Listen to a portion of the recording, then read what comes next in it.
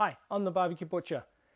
At the moment in New Zealand, it's the season called the Raw. This is the deer hunting season that you're legally allowed to go hunting for venison, wild venison in New Zealand. So my friend went out and he was really awesome and got me a venison leg to cut up and put on the video. So let's get into this and show you how to basically do a basic butcher of a venison leg.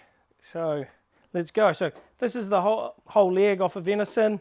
It wasn't too big, as you can see. So let's get started. You can see this is the shank here, and we'll just talk through it. And this is the hip bone or the H bone. So what we're going to do first, just to clean it up a bit, is take off all these skirts. Just pull them down.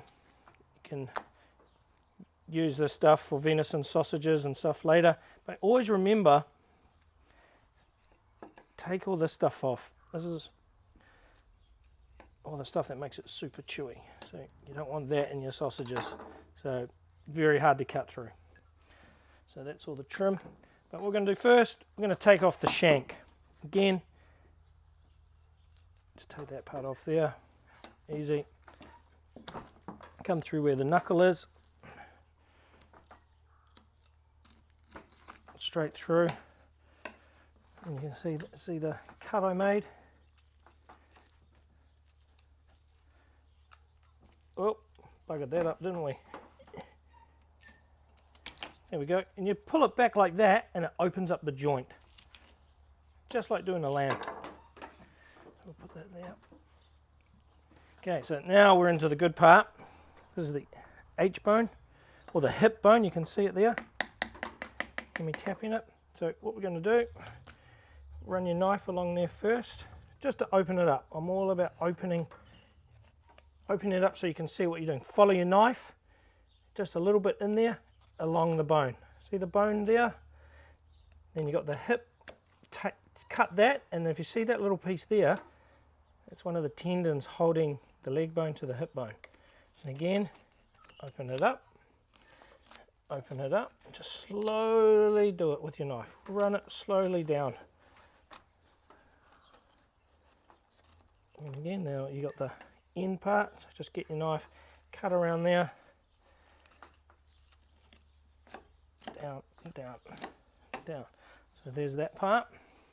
We could give it to the dog who's looking at us, but we won't. And then just clean all this part up. This is from us skinning it.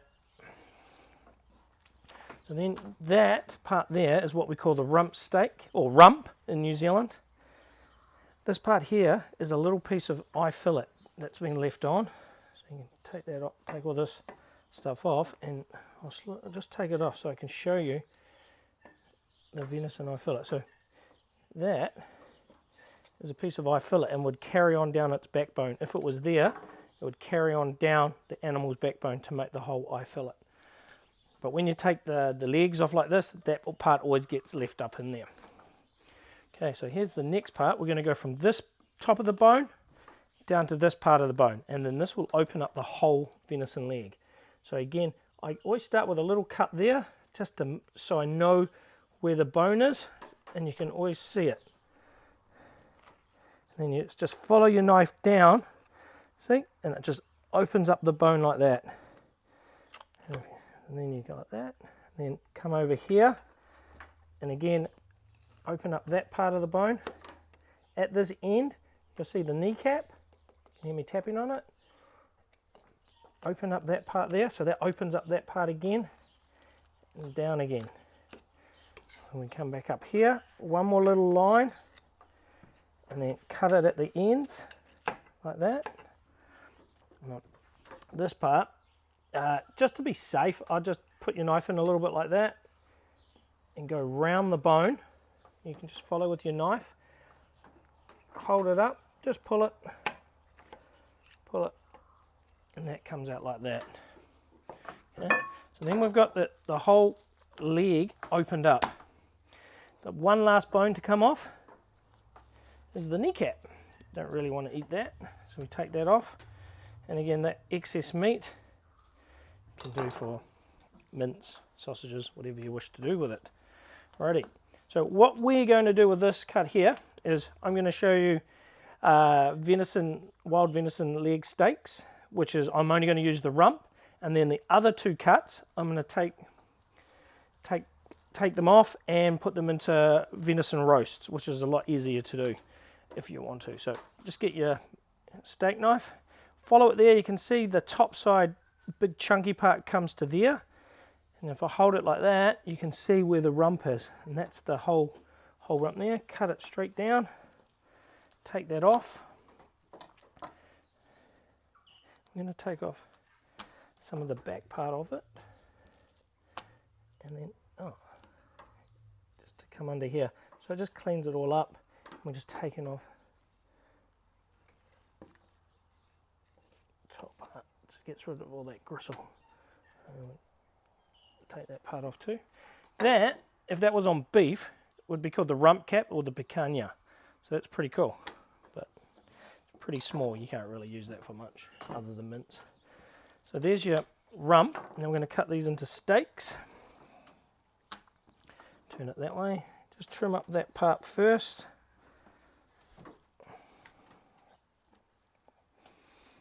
Probably get 2 steaks out of this. 1. You can use these for steaks, or you could put them on skewers and make kebabs. So this is the next part. One of the cool parts that I love to do is take this knuckle off, and when you get the knuckle, pull it and roll it. See how it's rolling out? Just slowly roll it out like that. Roll, roll, roll. Done. And again, this part straight into there. And you can see the different colours, that to the dark red. So we want to get the, dig your knife under, just go under, and just take that part off. And then if you've got a good doggy beside you, give him a little bit. And then on this side you can see it again, the colour difference. This just makes it, gets rid of the, so that. Then on this part I'm going to do a bigger roast, and you can see it here more. This is on the silver side, and you don't want to eat that. Be very gristly, that. I'll give that to the big guy because he's watching. There you go. He's very good. He doesn't really take food. Take out this little piece out of here. That's really gristly. You don't want that part. And normally there's a little bit of fat or a gland. Sometimes there can be a gland in here, so you want to take that out, which I have. Just trim it up inside. That was the dog biting as I threw it. So again, we clean up that part, roll it over.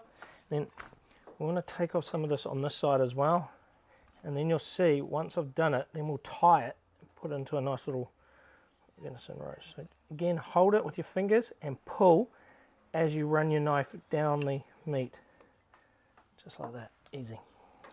On this side,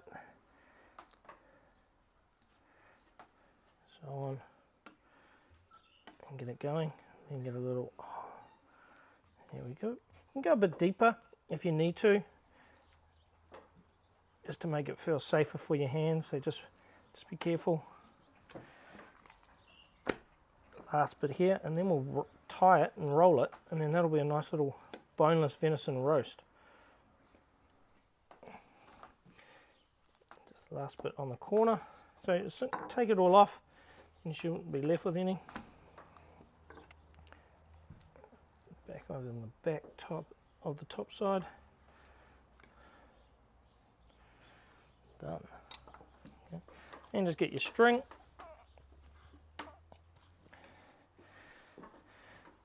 Again, I've got a video for tying knots. So just a couple of those. Just holds it together better. And it's in the barbecue or in your oven, or however you want to roast it. Slow cook it.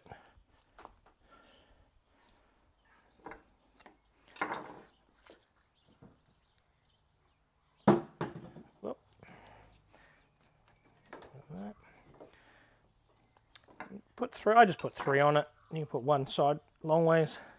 It just holds it all together.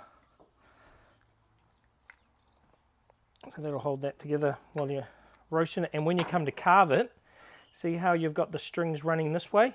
Follow that same string, and that's the proper way to cut that piece of meat. That'll come off really well. This little part here, you can tie it again if you want, so you remember which way to cut it as well.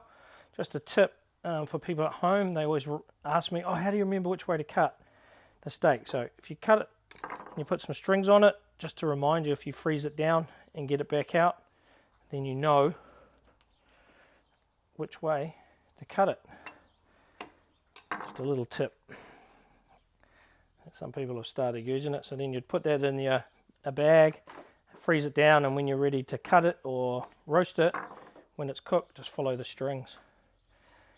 Alrighty, so there's our basic butcher, home butcher of a wild New Zealand venison leg. Remember to like and subscribe, and I'll catch you up soon with another video. Thanks a lot.